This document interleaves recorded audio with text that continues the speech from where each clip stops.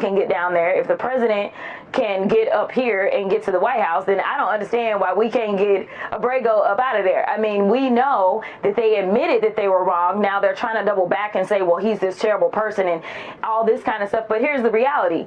As far as I'm concerned, he's a lot less criminal than the person that's sitting in the White House. Because last time I checked, he doesn't have any criminal convictions. I don't even think he has any outstanding cases versus the guy that still had cases pending when he was sworn in on January 20th and also has 34 felony convictions. So listen, I don't want to hear anything from the Republican Party about how they're trying to keep us safe when their fearless leader is actually the biggest criminal thus far that we have seen, because I haven't seen anybody with a rap sheet that looks like the president's. That was Jasmine Crockett reminding America that Kilmar Abrego Garcia is a lot less criminal than the person that is sitting in the White House. If we're going to baselessly deport people who have been convicted of no crime to foreign gulags, then what about people who have, and I'm just picking a random number here, 34 criminal convictions? Do they go to max security foreign prisons too, or only the innocent people with brown skin? In fact, this administration's actions have been rife with hypocrisy. We've got all these Republicans defending the deportation of somebody who has got zero due process and who has zero evidence against him, because even the suggestion that he has committed a crime is apparently enough for them. And yet, can anybody explain to me why the Trump administration also intervened to bring Andrew Tate and his brother back to the United States, despite being charged with rape and trafficking? I wonder if that has anything to do with the fact that the Tates are avowed Trump supporters, truly one of life's great mysteries. And of course, all of this underscores the fact that while Donald Trump and his mouthpieces whine about lawfare and two systems of justice, they are the ones perpetuating this reality. It is them who benefit from a legal system that is wholly incapable of contending with somebody who abuses it like Donald Trump. It's them who wield it against political opponents, and it is them who shield it from their political allies.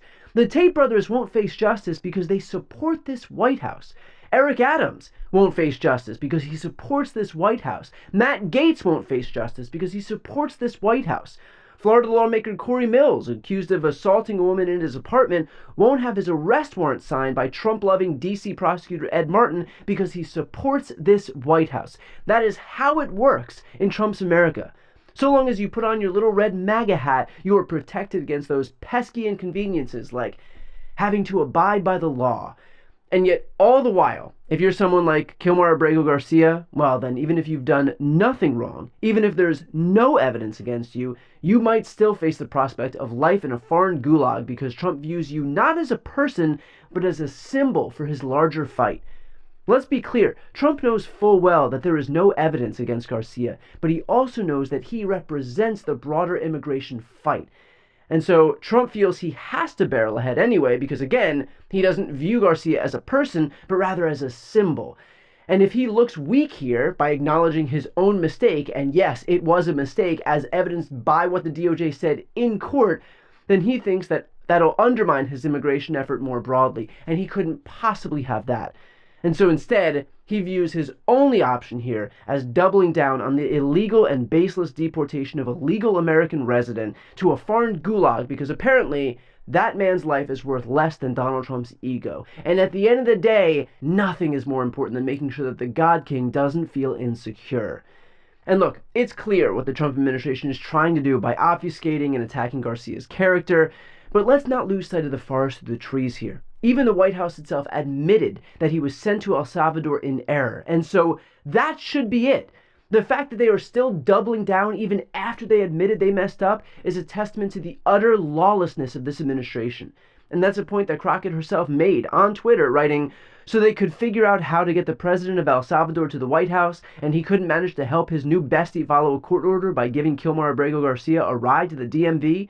I'm grateful to Senator Van Hollen for his actual leadership in this moment. That is not partisanship. This is about right versus wrong. The administration admitted they were wrong, and multiple courts have also said they were wrong, and to blatantly ignore a court order is an attack on all orders in this country, aka a constitutional crisis." In fact, I spoke with Senator Van Hollen himself while he was in El Salvador about the fact that this White House is ushering in a constitutional crisis right now. Here's what he had to say. "We had the Supreme Court rule unanimously for the release of Garcia. Then that gets kicked back to the district court to be able to facilitate that release. Trump appeals that up to the Fourth Circuit panel. They agree with both the Supreme Court and the Federal District Court, and so there's nowhere else for Trump to go now.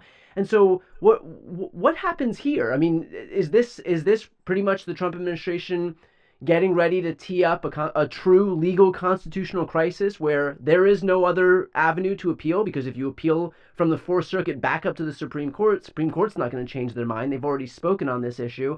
And so this is a moment where we either have to recognize that we have an executive branch that is bound by legal rulings that have been handed down by the Supreme Court, or we have an executive branch that views itself as above these rulings that are handed down by the Supreme Court. Well, that's right. Look, it's possible the Trump administration will appeal the Fourth Circuit ruling, because what Judge Zinnes just did was she said to the administration, the Supreme Court has ruled 9-0 that you have an obligation to facilitate the return of Abrego Garcia. It's pretty clear they're not doing that. And so what she did was begin to order depositions, right, where Trump administration's officials are going to have to testify under oath as to what they're doing to facilitate his return. Well, they don't like that. And so they appealed that decision to the Fourth Circuit. And the Fourth Circuit is now unanimously, the panel of the Fourth Circuit has backed up Judge Zinnes with very powerful language. So they may try to take it back to the Supreme Court, but after that 9-0 ruling, I don't see how the Supreme Court has any alternative but to back up the Fourth Circuit and the federal district court judge, because they are violating. I mean, the Trump administration is violating the due process rights of this individual, and that opens the door.